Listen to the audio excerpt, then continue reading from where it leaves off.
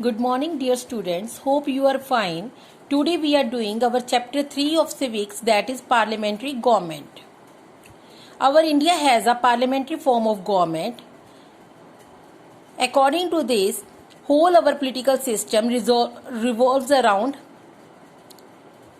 this parliament only. Now, what is the meaning of parliament? Parliament word derives from French word parlor, which means to talk, a place where people will sit and talk.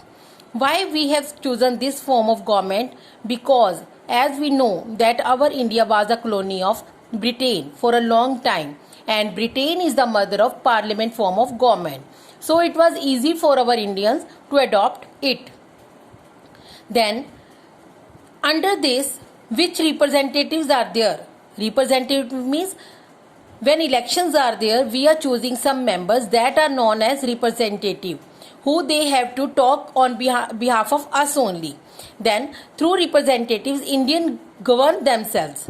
हमारे representatives जो हमने choose किए हैं उनके through हम खुद ही अपनी India को गवर्न करते हैं, चलाते हैं. अपनी इंडिया को खुद चलाने के कारण no scope of dictatorship is there. कोई हमें डिक्टेट नहीं करेगा कि हमें क्या करना है क्या नहीं करना. Then all representatives are responsible for the welfare of the people. If they are not doing so, if they are not responsible, then in a next election they will lose their post. Due to that democracy in our India, all people enjoy equal rights. Equal rights होने के कारण उनमें harmonious जो है relations होते हैं, अच्छे relation होते हैं. इसको बेस्ट गवर्नेंस माना गया है. क्यों? क्योंकि इसके द्वारा जो डेमोक्रेटिक प्रिंसिपल्स हैं उनको फॉलो किया जाता है. डेमोक्रेटिक प्रिंसिपल्स जो सारे लोगों के लिए फेवर में होते हैं. Then composition of parliament. Parliament has 3 organs. Then first is president, then Lok Sabha and Rajya Sabha. President हमें पता ही है, जो हमारा प्रेसिडेंट है हेड ऑफ द स्टेट होता है. Then Lok Sabha. Lok Sabha is also known as lower house and house of the people. Lok Sabha is also known as lower house and house of the people. इसमें जो स्ट्रेंथ है, इनकी कंपोजिशन है, 545 मेंबर्स होते हैं. लेकिन लिमिट क्या है? 552 मैक्सिमम हो सकते हैं.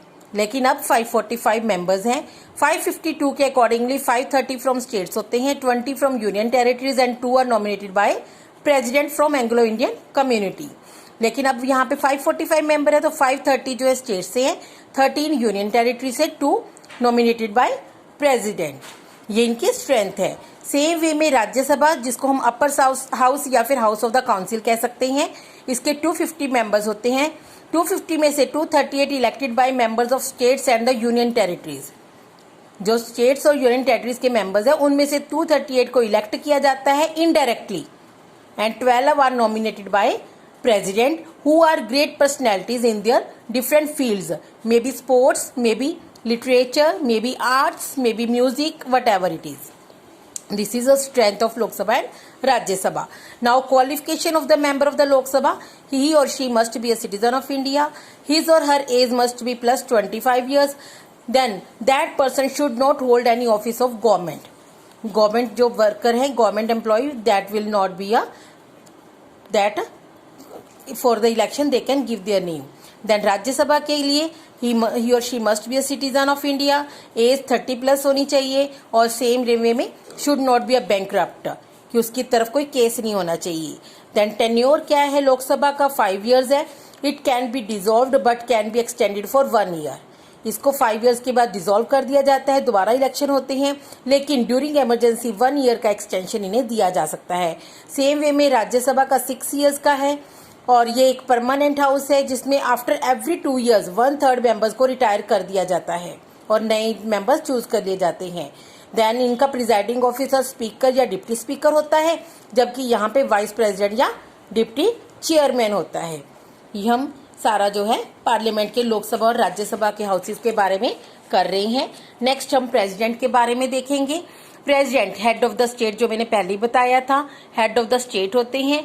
इनकी क्वालिफिकेशन क्या है? ही और she must be a citizen of India.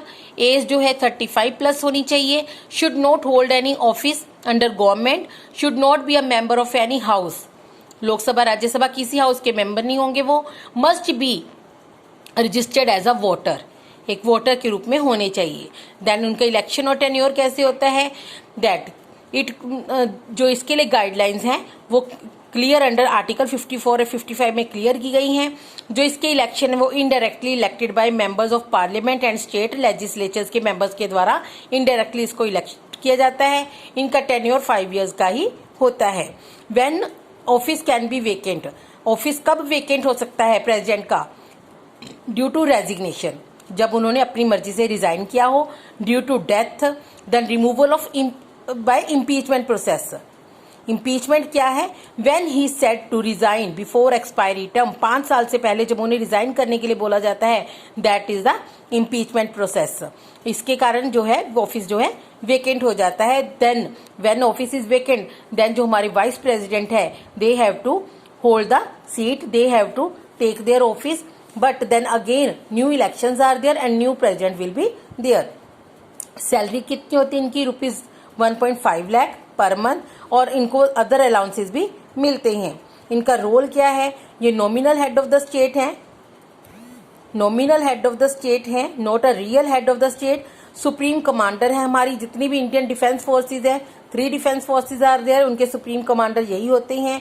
Then huge powers are there but acts according to the advice of council of minister that are headed by prime minister. बहुत सी powers है इनके पास, लेकिन इनको act जो है उसी के अकॉर्डिंगली करना पड़ता है जो काउंसिल ऑफ मिनिस्टर्स इन्हें सलाह देते हैं। और काउंसिल ऑफ मिनिस्टर को हेड कौन करता है, प्राइम मिनिस्टर हेड करते हैं। Then next we are doing our powers and functions of a president.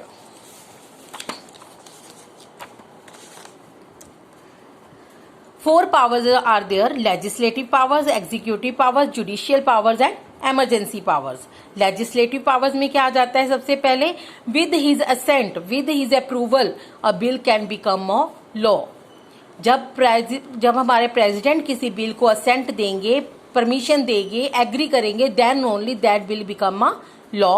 Then he can summon or prorogue the both houses. Both houses कौन से, हमारे लोकसभा एंड राज्यसभा, इन दोनों हाउसेज को वो मीटिंग बुला सकते हैं और उनको खत्म भी कर सकते हैं। Can dissolve Lok Sabha before expiry of term. अगर नो कॉन्फिडेंस मोशन पास होता है लोकसभा के अगेंस्ट तो ये लोकसभा को डिसॉल्व कर सकते हैं, खत्म कर सकते हैं। Then can issue an ordinance, एक स्पेशल ऑर्डर भी पास कर सकते हैं ड्यूरिंग इमरजेंसी, और इसका जो ऑर्डर है वो माना जाएगा, उसको एक बिल माना जाएगा जो बाद में लॉ भी बन सकता है। एग्जीक्यूटिव पावर्स क्या हैं, head of the executive department है, जितने भी काम करने वाले हैं उनके हेड हैं ये।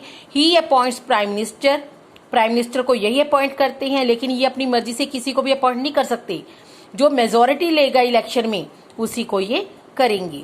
With his assent he appoints council of ministers also. Assent किसकी, प्राइम मिनिस्टर की असेंट से उन्होंने ही अपॉइंट कौन करेगा, प्रेसिडेंट ओनली, लेकिन किसकी असेंट से, किसकी सलाह से, प्राइम मिनिस्टर की सलाह से काउंसिल ऑफ मिनिस्टर को सिलेक्ट किया जाएगा। और कौन किसको ये करते हैं appoint, chief justice of supreme court, then supreme court की एडवाइस से अदर जजेस ऑल्सो, चीफ जज of the high court also he appoints. Then chief election commissioner जो हैं उनको भी यही अपॉइंट करते हैं। He appoints chiefs of the forces also, जो 3 फोर्सेज है डिफेंस फोर्सेज, उनके जो चीफ्स है हेड को भी यही अपॉइंट करते हैं। And supreme commander of forces, तीनों फोर्सेज के सुप्रीम कमांडर भी को भी जो है अपॉइंट करते हैं। देन जुडिशियल, इनके पास पावर्स कौन सी हैं, he can grant relieve to, किसी को वो छूट दे सकते हैं। जुडिशियल किसी ने, सुप्रीम कोर्ट के जज ने अगर किसी को कोई पनिशमेंट दी है उसमें ये रिलीव दे सकते हैं, छूट दे सकते हैं किसी को। कैसे, कि किन में, क्रिमिनल फेसिंग डेथ पनिशमेंट, अगर किसी क्रिमिनल को डेथ पनिशमेंट दी गई है तो ये उसको रिलीफ दे सकते हैं। ऑफेंस अगेंस्ट लॉ, अगर किसी ने लॉ के अगेंस्ट कोई काम किया है उसको भी ये रिलीव कर सकते हैं। पनिशमेंट बाय कोर्ट मार्शल, अगर किसी को कोर्ट मार्शल की पनिशमेंट मिली है तो उसको भी ये उसकी पनिशमेंट को रिड्यूस कर सकते हैं। ये उनके पास जुडिशियल पावर्स हैं। Then emergency powers are there, he can declare emergency during war, इनकी चलेगी तब अगर वॉर लगती है तो ये इमरजेंसी डिक्लेयर कर सकते हैं। Due to failure of constitutional machinery, अगर कोई कॉन्स्टिट्यूशन में गलती हुई है तो उसके कारण भी ये इमरजेंसी डिक्लेयर कर सकते हैं। इन केसेस ऑफ फाइनेंशियल क्राइसिस, अगर कोई हमारे आर्थिक तंगी आ रही है ड्यूरिंग दैट इनको कोई अपना डिसीजन देना पड़ता है, then he can give. Today up to here only we are going to do बेटे, next we will do in next video. Thank you everybody, hope आपको समझ आ गई होगी। Up to here you have to read और अपनी notebook में starting of the chapter you have to do. Thank you everybody.